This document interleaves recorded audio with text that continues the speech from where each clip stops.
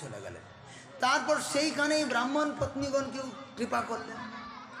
গোচারণ করতে করতে মধুবনে চলে গিয়েছেন, মথুরার নিকটে বনে। সেইখানে ব্রাহ্মণ পত্নীগণকে কৃপা করলেন। তারা কৃষ্ণের রূপ এত শুনেছেন, কৃষ্ণের কথা এত শুনেছেন, লোভী হয়ে গিয়েছেন। কিভাবে কৃষ্ণের দর্শন করতে পারবেন, ছটফট করছেন। তো কৃষ্ণ ওই মধুবনে গোচারণ করতে গিয়ে তাদেরকে দর্শন দিলেন, তাদেরকে কৃতার্থ করলেন। তারা কৃষ্ণ দর্শন পেয়ে ধন্য হলেন। তারা ফিরে আসতে চায়নি। ভগবান বললেন, যাও, তোমরা ফিরে যাও, তোমাদের চিন্তা নেই। তারা বললেন, আমাদের স্বামী, পুত্র, আত্মীয় স্বজন তারা তো আমাদের গ্রহণ করবে না। আমরা যখন চলে এসেছি, তাদেরকে যজ্ঞকুণ্ডে ছেড়ে ব্রাহ্মণরা যজ্ঞ করছিলেন, বলে সেই সময় তারা আমাদের নিষেধ করেছে। বলে, আরে আমার কৃপা যারা একবার প্রাপ্ত হবে, তাদেরকে ব্রহ্মাণ্ডে কে আছে যে তাদেরকে ভালো না বেসে পারবেই না? ভালোবাসতেই হবে। তোমরা ফিরে যাও, তোমাদের পুত্র, তোমাদের পতি, তোমাদের মাতা পিতা তোমাদেরকে আরও বেশি মাথায় চড়িয়ে রাখবে, আরও বেশি শ্রদ্ধা করবে, আরও বেশি ভালোবাসবে। যাও, দেখো। ভগবানের কথাই যখন এসেছেন, তখন সেই ব্রাহ্মণদের হোশ হয়েছে। ওহো, দেখো, এই স্ত্রীরা, এরা কখনো গুরুকুলে পড়াশোনা করেনি, এদের যজ্ঞোপবীত সংস্কার হয়নি, এরা বেদ শাস্ত্র পড়াশোনা করেনি, এদের কোনো শাস্ত্র জ্ঞানও নেই। না থাকলে কি হবে? তারা যে পরম পুরুষ ভগবানকে ভালোবাসতে পেরেছেন বলে তারা, তাদের জীবন ধন্য হলো, কৃতকৃতার্থ হলো, ধন্য তারা। বলে তারা ভগবানকে পেল, আমরা পেলাম না, হায় হায় হতভাগ্য আমরা। আমরা সমস্তভাবে যোগ্য হয়েও অযোগ্য হয়ে গেলাম, আর এই স্ত্রীরা, এরা সমস্তভাবে অযোগ্য হয়েও পরম যোগ্যতা লাভ করে ভগবানের দর্শন পেলেন, ধন্য এরা। বলছেন আমরাও ধন্য, কেননা ভগবান কৃপা করে এই ভক্তদের সঙ্গ আমাদেরকে দিয়েছেন। এই স্ত্রীরা আমাদের স্ত্রী, অতএব আমরাও ধন্য। সেইখানেই তারা ভগবান শ্রীকৃষ্ণকে দর্শন করবার জন্য যেতে উদ্যত হলেন। কিন্তু তারা মনে করলেন যে না না, আমাদের যাওয়াটা উচিত হবে না। যদি আমরা তাকে দর্শন করতে যাই, তাহলে কংস মনে করবে তার শত্রু কৃষ্ণ এই বসুদেবের পুত্র, আর তার কোনো অনিষ্ট করবে। ওই জন্য সেইখান থেকেই তারা প্রণাম করে চলে গেল। তারপরে গিরিরাজ পূজন। গিরিরাজ পূজন সমস্ত ব্রজমণ্ডলে সুন্দর সুন্দর পাকুয়ান, মিষ্টি, লাড্ডু, পেড়া, কচুরি, গেড়ই, তারপরে ক্ষীরের পোয়া, রাবড়ি, যত রকম প্রকারের ভোগ্যদ্রব্য সমস্ত প্রকারের ব্রজবাসীরা আয়োজন করে, বড় বড় উনুন করে। আর সেই আয়োজন করছেন কৃষ্ণ। বলরাম জিজ্ঞাসা করলেন, বাবা এইসব কি হবে? বলে এটা দিয়ে ইন্দ্রের পুজো হবে। ইন্দ্রের পুজো হবে? ইন্দ্রের পুজো করবে কেন? ভগবানকে আমি শুনেছি ভগবান নাকি কর্তা, ভগবানের কৃপায় সকলে সব কিছু পায়, তো আমরা ভগবানের পুজো না করে ইন্দ্রের পুজো করতে যাব কেন?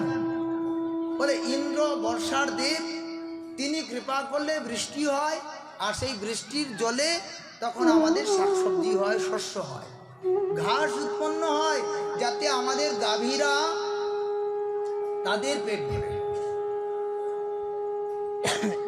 এইভাবে তিনি বললেন।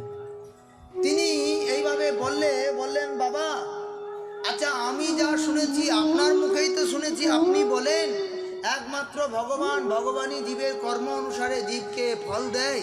তাহলে ইন্দ্র যদি বর্ষার দেবতা হয়, তিনি যদি সুখ দেন, তিনি দুঃখ দেন, তাহলে তো ভগবান বলে কোনো বস্তু থাকলো না। বাবা আমি বলি কি, আমাদের ইন্দ্রের পূজা করাটা ভুল হচ্ছে। এই ইন্দ্রের পূজা আমরা করব না। আমরা পুজো করব, যদি করতে হয় ব্রাহ্মণ দেবতাদের পুজো করব, যদি পুজো করতে হয় এই গিরিরাজ পর্বতের পুজো করব, যদি পুজোই করতে হয় এই গোমাতাগণের পুজো করব, কারণ গোমাতার দুগ্ধ বিক্রি করেই তো আমাদের জীবিকা চলে। আর এই গিরিরাজ পর্বতের পুজো করব এই জন্য, এই যে গিরিরাজ পর্বত ফল দিচ্ছে, ফুল দিচ্ছে, এই গিরিরাজ পর্বতের মধ্যে যে ঝর্ণা, এই ঝর্ণার জল দিয়ে আমাদের জীবন রক্ষা করছে, গাভীগণের ঘাস দিয়ে জীবন রক্ষা করছে।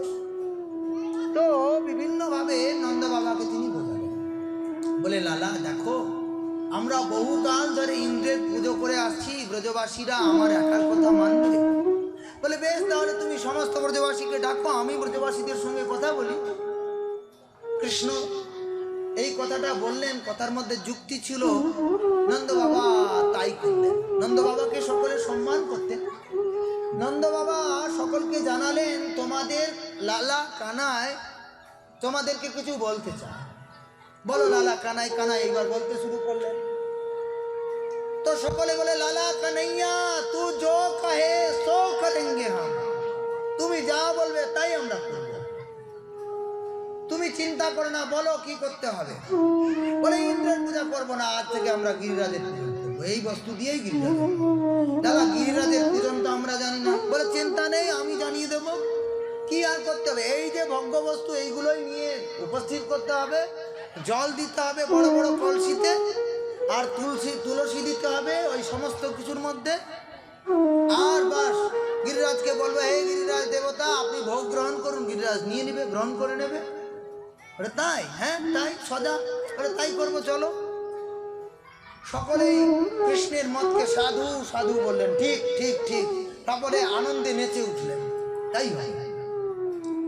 এইবার সমস্ত ব্রজবাসী গিরিরাজ পর্বত 21 কিলোমিটারে, সেই 21 কিলোমিটারে গিরিরাজ পর্বতে গোল অনেক লাড্ডু, পেড়া, কচুরি, বেড়ই, রসগোল্লা, রাজভোগ, মোহনথাল আর কত রকমের চমচমাদি।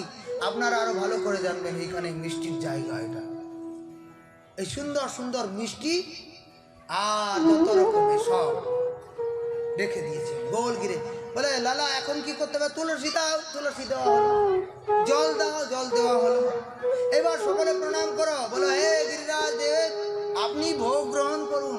বললে সঙ্গে সঙ্গে সেই গিরিরাজ দেব করলেন কি, সেই গিরিরাজ পর্বতের উপরেই একটা গোপালের স্বরূপ ধারণ করলো, মানে কৃষ্ণের স্বরূপ ধারণ করলো। কৃষ্ণ যেমন এইখানে নরবেশে, নররূপে, নন্দ বাবার পুত্র রূপে, ছোটকায়া লঘু বালকের রূপ, ওই বালকের রূপটাই ওখানে গিরিরাজ পর্বতে অনেক বড় রূপ ধারণ করে বসেছে। সকলে বলছেন, দেখো রে ব্রজবাসীরা, ওই দেখো ওখানে কানাইয়া বসে আছে।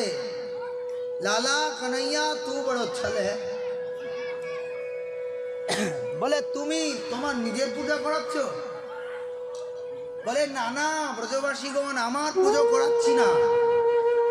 এই দেখো এই গিরিরাজের পুজোর উপদেশ তোমাদেরকে আমি করলাম, তাই গিরিরাজ দেব তিনি আমার রূপটা ধারণ করেছেন, এই জন্য আমার প্রতি অনেক বেশি সন্তুষ্ট হয়েছেন বলে তোমরা প্রণাম করো, ভোগ লাগাও। ভোগ লাগিয়েছেন যে গিরিরাজ দেখছেন বড় বড় হাত বার করে আসে, ভোগ্যবস্তু সব গড়গড় করে বড় বড় ঝুড়ির মধ্যে রয়েছে, সেই ঝুড়িগুলোকে গড়গড় করে মুখের মধ্যে ঢালছেন। আর একবার সব দেখতে দেখতে এই মুহূর্তের মধ্যে সমস্ত ভোগ্য প্রসাদ তিনি গ্রহণ করলেন। সকলে কানাই বলে, লালা কানাইয়া দেব তেরো गिरिराज देव कितने भूखोर। हम लोग ব্রজবাসীরা বলছে আমরা 3 দিন ধরে না খেয়ে তৈরি করেছি, আর তোমার এই ভুখা গিরিরাজ সে সব খেয়ে গেলে আমরা কি খাবো? আমাদের জন্য কিছু থাকবে তো? বলে আরে ব্রজবাসীরা তোমরা চিন্তা করো না, গিরিরাজ পর্বতে পরিক্রমা দিতে দিতে একটা জায়গার নাম আছে আনোর, সেইখানে ভগবান হাত বাড়ি বলে আরো নিয়ে এসো, আনো আনো আনো, আরো নিয়ে এসো, আরো নিয়ে এসো, অরলা অরলা। ওই জন্য ওই জায়গাটার নাম হচ্ছে আনোর। তারপরে গোবিন্দ কুণ্ড আছে। তো ভগবান সবার সেই ভোগ্য পদার্থ সমস্ত ভোগ লাগা ভোগকে গ্রহণ করলেন। ব্রজবাসীরা যেই প্রণাম করেছেন, প্রণাম করলে দেখলেন যে মাত্রায় ভোগ লাগানো হয়েছিল তার থেকে আরো দ্বিগুণ মাত্রায় ভোগ হয়ে গেল। বলে দেখো গিরিরাজের ভোগ লেগেছে না, প্রসাদ হয়েছে না, প্রসাদের এই দিব্যতা, ভোগ লাগালে ভোগ বেড়ে যায়, কমে না। এইবার সব ব্রজবাসী বলে তাহলে আমরা প্রসাদ পাই? বলে না না, এটা পরিক্রমা দিতে হবে। তারপরে প্রথমে সকলে গিরিরাজের বন্দনা করছে, মহিমা গান করছে। শ্রী গোবর্ধন মহারাজ महाराज तेरे माथे मुकुट विराज रायो श्री गोवर्धन महाराज तेरे माथे मुकुट विराज गोवर्धन महाराज सबाई गान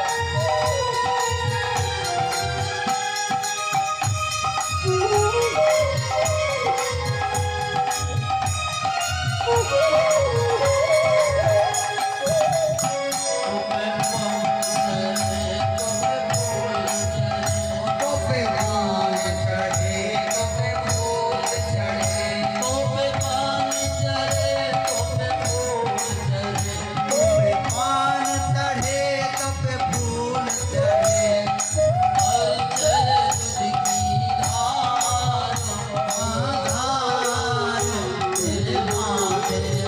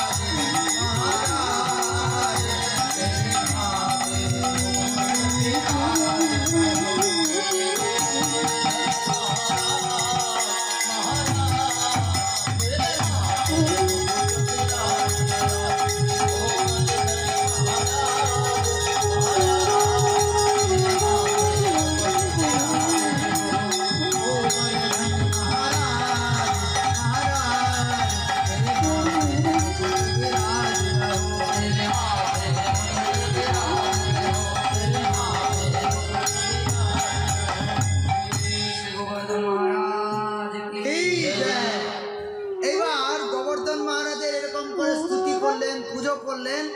আর তারপরে প্রসাদ পাওয়ার বেলা তখন বললেন না না পরিক্রমা দিতে হবে, পরিক্রমা না দিলে প্রসাদ পাওয়া যাবে না। मैं तो गोबर धन को जाऊं मेरे भी नाई माने मेरो भगवा।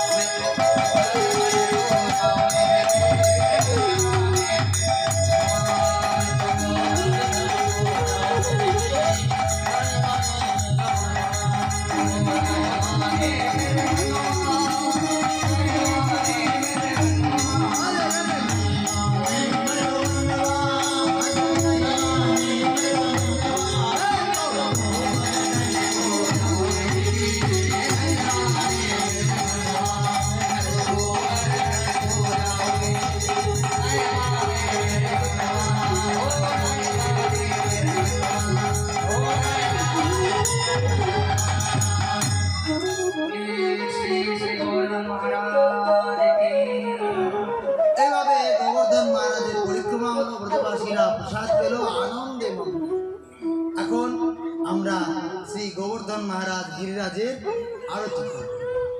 জয় জয় শ্রী রাধে নেতাই গৌর হরি বল। দাঁড়িয়ে যান সবাই। যারা নাচবেন সামনে চলে আসেন।